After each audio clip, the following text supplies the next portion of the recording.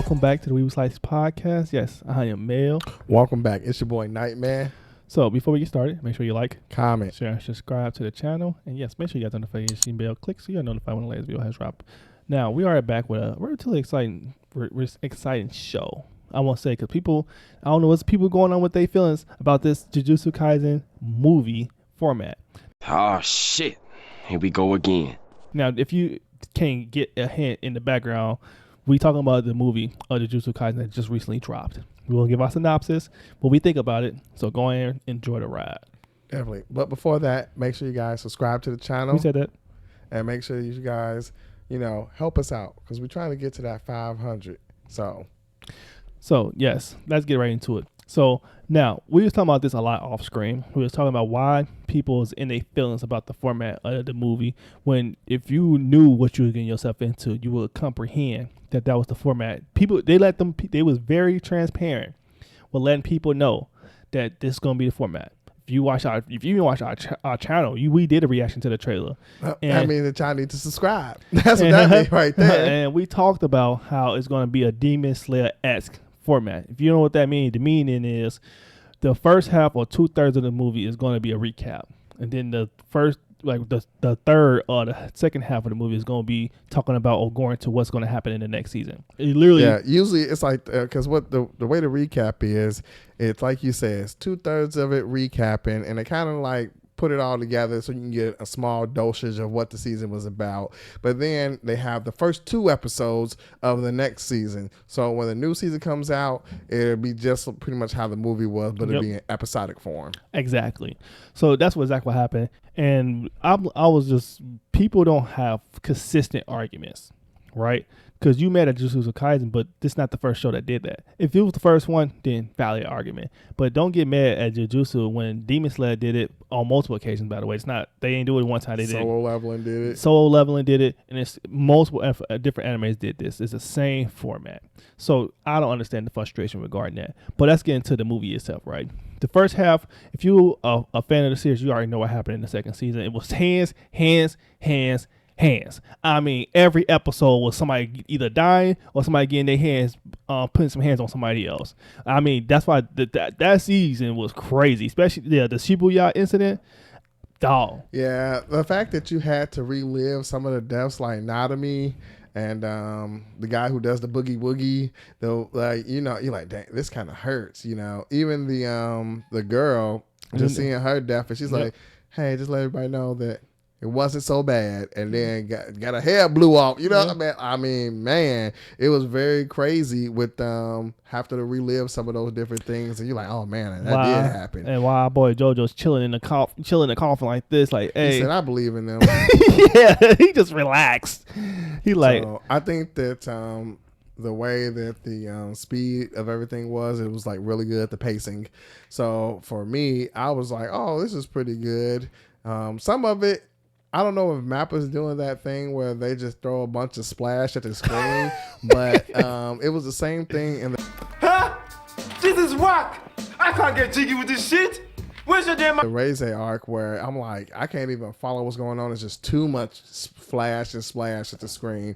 And I'm not a big fan of that. I want to see the actual fights happen. Don't just try to cheap out with bright lights and fancy moves and think that, they're going to just love this. Because me personally, I don't like that. I agree with you. I was overwhelmed in a lot of ways by that. I'm like, it is too much going on, especially when the guy, Sukuna, was basically going ham. He was going ham, and he fought the Shigami that came, and they were just destroying Tokyo all over the place. It was just so much going on. Well, that fight wasn't really that bad. It's more so when the main character was fighting, and I forget who he was fighting, but it was just a lot of just like splash on the screen, and I was just like, I don't really like that too much. So that would probably be my only big critique to Mappa, is just that splash and flash on the screen. You don't really need all that to make people think that your work is impressive. So that's the main thing. Now let's get into the meat and potatoes of the whole movie, right? So we did a reaction to the trailer, obviously. If you haven't been paying attention to the YouTube, go ahead and subscribe. And yes, go ahead and check out that previous video. So based on the trailer, right? I do appreciate the plot twist. I do appreciate the plot twist. If you have watched the movie, you know exactly what I'm referring to. So our boy, the main protagonist, I can't think of his name right now, but he has a bounty on his head, right? After what happened in the Shibuya incident, and he killed all those people, and Sukuna took over his body. He's like, well, that, and then JoJo getting sealed, all that stuff goes out the window. He's like, he got to be executed at this point. He got to go. So once they made that alliance and they made that agreement, simultaneously, another family like, well, our head of the family is no longer available. That person is dead. Somebody else got to be a successor. Who's going to be the successor? So they having a whole family meeting, and one guy like, nah, y'all some bums. I'm the successor. So I'm about to go take them out so we can make the agreement that I'm the new leader. Give me my shoes. Let me go ahead and keep it moving. So he get out there. They both meet. Because the guys, they was together anyways. Like the two targets was together. And they pull up. He's like, yeah, I'm here to execute you. And it goes down. Then you want to take over from there? Well, long story short, that the gentleman who wants to take over the clan, he's actually his cousin goes to Jujutsu High, and he's pretty much trying to pull a coup on the whole thing. And that's what kind of makes it crazy. But that's why I also say that people need to go back and rewatch just the whole Shibuya incident, all of season 2, because there's a lot of stuff that really wasn't explained, or you really didn't get a lot of clarity to. So for pretty much the part that he's referring to is that I can't think of the gentleman's name, but he has the white jacket, and he pretty much was sent also by the school to go and kill the main protagonist. But what ends up happening that people didn't know was JoJo already had contacted him and said, look, man, look out for him, because I got a feeling some BS about to happen. And his situation was definitely on point, but you can continue. I'm looking at it fast. So with that being said, as soon as that happened, he had to pretend like he was actually out to kill Yuji.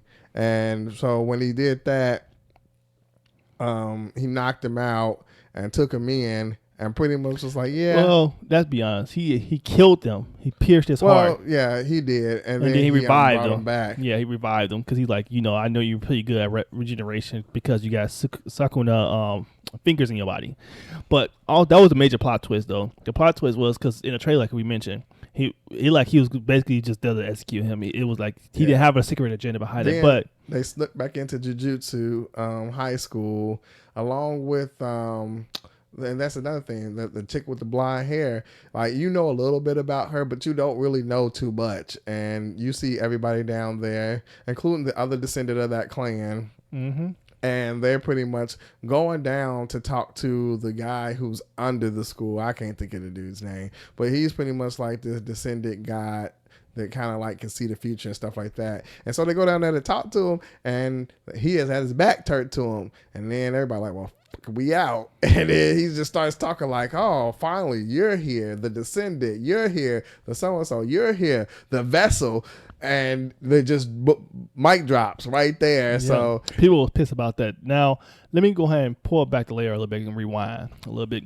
So I did think that fight scene they had between the two clansmen, right? The dude that do the blood art and his cousin that was coming to assassinate him, he was putting them paws on him in that fight. Boy, I mean, he was piecing him the heck up. That's the highlight fight. That fight, obviously, that was one of the highlights. Fight? So when he was under the bridge.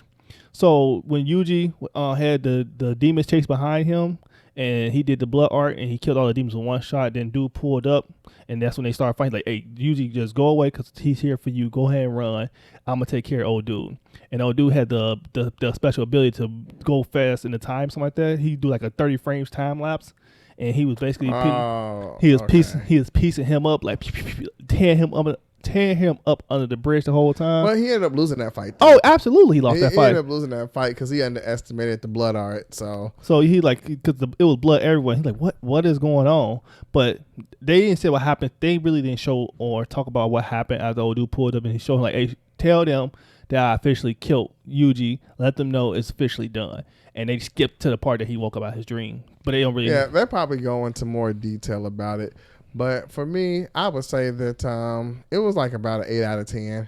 If I had to give it on a grade, it was pretty good. I definitely would want to go back and rewatch that whole season, just so I can be further caught up on like everything and remember a lot more. So it's I think the story can be confusing in this aspect, and I would say that it's just the way the story is told, right?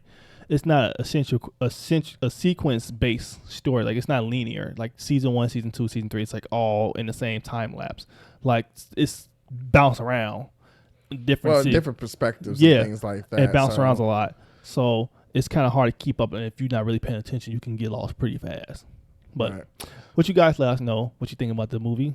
Comment below. Are you excited for the new season coming up pretty soon? The season should be coming up relatively in the next couple of months, actually. And are you a fan of the Jujutsu Kaisen series as a whole? Because I think this show is obviously really good, but you have the polarizing figures that are like, yeah, it's mid, when they love Dragon Ball Z. No offense. But like I said, we trying to get to 500. We've been very consistent, and we've been popping out content back to back to back to back. And do us a favor to get to that next level. Go ahead, like, comment, share, and subscribe to the channel. But other than that, you got anything you want to roll out with? Hey, you guys, check out one of these other videos. And as always, Where we boo slice, and we are out.